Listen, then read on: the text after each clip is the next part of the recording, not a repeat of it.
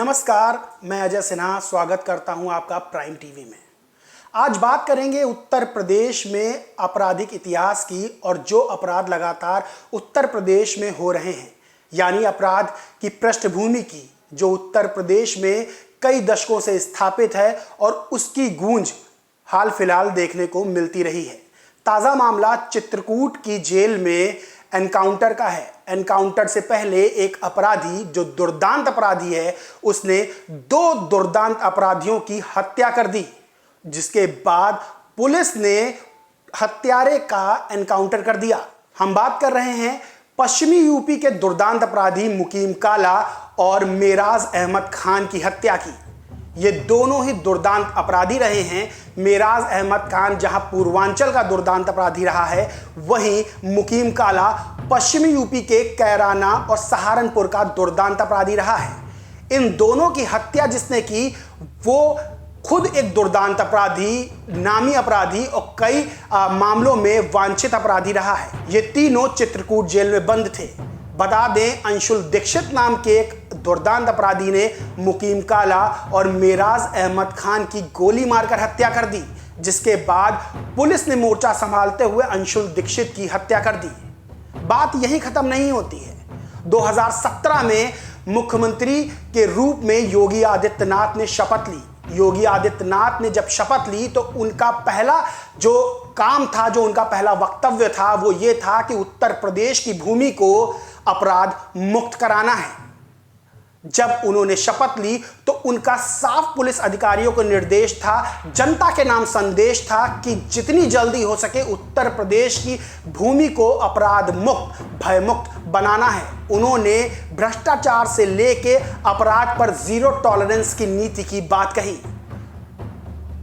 शपथ लेने के बाद जब उन्होंने मुख्यमंत्री पद का कार्यभार संभाला, उसके बाद कई काम उन्होंने ऐसे किए जब सामने लगा कि हाँ, वाकई उत्तर प्रदेश भयमुक्त हो रहा है। अपराधियों के पैर के नीचे से जमीन खिसक रही है। बहुत से अपराधी प्रदेश छोड़ गए, बहुत से अपराधियों ने सरेंडर कर दिया और बहुत से अपराधी जेल में बंद कर दिए गए। साथ ही बहुत से अपराधी एनकाउंटर में मारे भी गए, क्योंकि योगी आदित्यनाथ ने कहा था कि या तो अपराधी अपराध छोड़ दें या प्रदेश छोड़ दें, नहीं तो उनको सही ठिकाने में पहुंचा दिया जाएगा। इन सब बातों पे ध्यान दे तो लगता है कि उत्तर प्रदेश वाकई भयमुक्त हो गया है। अपराधियों का जो बोलबाला था, उनकी कमर टूट चुकी है। अपराधी प्रदेश छोड़कर चले गए हैं। जो अपराधी जेल में बंद हैं, वो अपनी जिंदगी की दुहाई मांग रहे हैं। लेकिन जब जेल में हो रहे अपराधों पर हम नजर डालते हैं तो बड़ा प्रश्न चिन्ह खड़ा हो जाता है कानून व्यवस्था पर उत्तर प्रदेश की। चित्रकूट जेल में दो दुर्दांत अपराधियों की हत्या कर दी जाती है और जो अपराधी इन दोनों की हत्या करता है, बाद में उसका एनकाउंटर कर दिया जाता है। बड़ी बात यह है कि जेल के अंदर हथियार मुहैया कराता कौन है, हथियार कैसे आते हैं। एक पुराना वीडियो है अंशुल दीक्षित का, आप टीवी स्क्रीन पे देख भी रहे होंगे कि किस तरह अंशुल दीक्षित अपने साथियों के साथ जो मादक पदार्थ हैं, जो अवैध पदार्थ हैं, उनका सेवन कर रहा है जेल के अंदर बैठ के, जिसके बाद उसे शिफ्ट भी किया गया था और चित्रकूट जेल भेज दिया गया था। यह कोई नया मामला नहीं है। इससे पहले बांदा जेल में मुन्ना बजरंगी, जो कि बहुत बड़ा अपराधी बाहुबली रहा है उत्तर प्रदेश का, और मुख्तार अंसारी से उसके बहुत करीबी संबंध रहे हैं, या ये कहें कि मुख्तार अंसारी का शूटर रहा है, उसकी हत्या कर दी जाती है। हत्या कौन करता है? हत्या करता है सुनील राठी जैसा एक पश्चिमी यूपी का, जिसका बोलबाला उत्तराखंड, हरियाणा समेत कई आसपास के राज्यों में रहा है। सुनील राठी और उसका साथी मिलकर पहले मुन्ना बजरंगी को बांदा जेल के अंदर पीटते हैं, उसके बाद उसकी गोली मारकर हत्या कर देते हैं। तब भी सवाल खड़ा हुआ था कि कैसे सुनील राठी के पास हथियार आया जिससे मुन्ना बजरंगी की हत्या की गई, क्योंकि मुन्ना बजरंगी कोई छोटा मोटा अपराधी नहीं था, बाहुबली था और मुख्तार अंसारी से सीधे लिंक थे उसके। तब भी यह सवाल उठा था। शासन प्रशासन ने कार्रवाई की, जेलर, डिप्टी जेलर, इन सबको निलंबित कर दिया गया। चित्रकूट वाले मामले में भी शासन प्रशासन ने कार्रवाई की। सरकार ने साफ संदेश दिया, कड़ा संदेश दिया कि इस तरह के अपराधियों को बख्शा नहीं जाएगा। लेकिन जब किसी अपराध की पुनरावृत्ति होती है, तब यह बात समझ में आती है कि क्या कदम उठाए जा रहे हैं। जब जेल के अंदर इस तरह की गोलीबारी हो जाती है, एनकाउंटर हो जाते हैं, तब बाहर कितना महफूज जनता है, कितनी महफूज जनता है, इसका अंदेशा आप खुद लगा सकते हैं। बड़ी बात यह है कि मुन्ना बजरंगी की हत्या से पहले 5 मार्च 2016 को उनके साले पुष्पजीत सिंह की हत्या लखनऊ में एक चौराहे पे, जो कि व्यस्ततम चौराहा माना जाता है, वहां कर दी जाती है।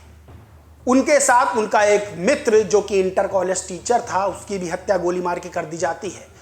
उसके बाद मुन्ना बजरंगी के राइट हैंड की हत्या कर दी जाती है लखनऊ में, जिसका नाम तारिक था। उसके बाद मुन्ना बजरंगी की बांदा जेल में हत्या कर दी जाती है। ये सब हत्याएं कहीं ना कहीं प्रश्न चिन्ह खड़ा करती हैं, लेकिन फिर भी उसके बाद योगी आदित्यनाथ सरकार का यह कहना कि अपराध मुक्त उत्तर प्रदेश बनेगा, भय मुक्त उत्तर प्रदेश बनेगा, उस बात पे यकीन करना थोड़ा सा मुश्किल हो जाता है। अब जब चित्रकूट जेल से इस तरह की खबरें आई हैं, तो कहीं ना कहीं सवालिया निशान कानून व्यवस्था पर, जेल की भी और जेल के बाहर भी खड़े हो जाते हैं कि किस तरह से जेल के अंदर, सबसे बड़ी बात है किस तरह से जेल के अंदर हथियार, मादक पदार्थ मुहैया करा दिए जाते हैं। आखिर किसका हाथ है? और जेल के अंदर जो अपराधी रह रहे हैं, उनके पास इस तरह के हथियार कहां से आते हैं? यह एक जांच का विषय है। कुछ समय पहले मुख्तार अंसारी को पंजाब की रोपड़ जेल से उत्तर प्रदेश शिफ्ट किया गया था। हाई सिक्योरिटी के साथ उत्तर प्रदेश की जेल में लाया गया मुख्तार अंसारी लगातार अपनी जान को खतरा बता रहा था। वहीं अब जब चित्रकूट जेल से इस तरह का मामला सामने आता है, तब सवाल खड़े हो जाते हैं कि जेल के अंदर बंद अपराधियों के पास किस तरह से हथियार आ जाते हैं और किस तरह से आसानी से वो एक दूसरे की हत्या कर देते हैं। मुकीम काला की बात करें तो मुकीम काला जो है बहुत बड़ा दुर्दांत अपराधी पश्चिमी यूपी का रहा है, और मुकीम काला की वजह से कैराना में कई परिवार अपना घर परिवार छोड़कर बाहर चले गए थे, जिन्होंने पलायन कर दिया था, लगभग 350 परिवार। वहीं मेराज अहमद खान की बात करें तो मेराज अहमद खान खुद एक बड़ा अपराधी रहा है, माहिर था अवैध जो हथियार होते हैं उनके लाइसेंस बनवाने में, यानी अवैध लाइसेंस बनवा के अपराधियों को हथियार मुहैया कराता था। उसके खुद संबंध थे मुख्तार अंसारी और मुन्ना बजरंगी जैसे लोगों से। आप खुद भी देख सकते हैं मुन्ना बजरंगी के साथ उसकी तस्वीर। तो बड़ी बात यह है कि इन दोनों की हत्या की गई, और जिसने हत्या की अंशुल दीक्षित, उस पर भी कई मुकदमे दर्ज है, और लखनऊ विश्वविद्यालय के छात्र नेता विनोद त्रिपाठी हत्याकांड में भी उसका नाम था। उसको उसकी सजा मिली थी, जेल में बंद था, और उसके पास हथियार है, उसने 2 दुर्दांत अपराधियों की हत्या कर दी। तो बड़ा सवाल यह खड़ा होता है कि किस तरह उत्तर प्रदेश की जेल में हथियार पहुंचाना, मादक पदार्थ पहुंचाना कितना आसान हो गया है। उत्तर प्रदेश की जेलों में अपराधी एक दूसरे पर ताबड़तोड़ फायरिंग कर रहे हैं, मारपीट कर रहे हैं, और उत्तर प्रदेश की जेल में हत्याएं हो रही हैं। बड़ी बात यह है कि जब उत्तर प्रदेश सरकार ये बात कहती है कि सब कुछ ठीक है, कानून व्यवस्था ठीक है, जेल का शासन ठीक है, बाहर का शासन प्रशासन ठीक है, जनता भयमुक्त है, लेकिन जब इस तरह की घटनाएं सामने आती हैं तो उत्तर प्रदेश सरकार की बातों पर और यहाँ की कानून व्यवस्था पर कहीं ना कहीं सवाल खड़े हो जाते हैं। क्योंकि 6 जनवरी 2021 को लखनऊ के कठौता झील के पास कठौता चौराहे पे अजीत सिंह, जो कि एक आपराधिक पृष्ठभूमि से जुड़ा हुआ आदमी था और पूर्व ब्लॉक प्रमुख भी रहा था, उसकी हत्या कर दी जाती है। उसके साथी पे गोली चलाई जाती है, और उसका जो उसकी हत्या में जो आरोपी था, उसका बाद में एनकाउंटर कर दिया जाता है। तो आप खुद समझ सकते हैं कि किस तरह से अपराध का इस समय पूरा नेक्सस काम कर रहा है। अपराधियों को तोड़ने के लिए जिस तरह से जेलों में और जिस तरह से जेलों के बाहर कार्रवाई करने की बात की जा रही है, वो क्या वाकई सामने दिखाई दे रही है? ये एक बड़ा सवाल है।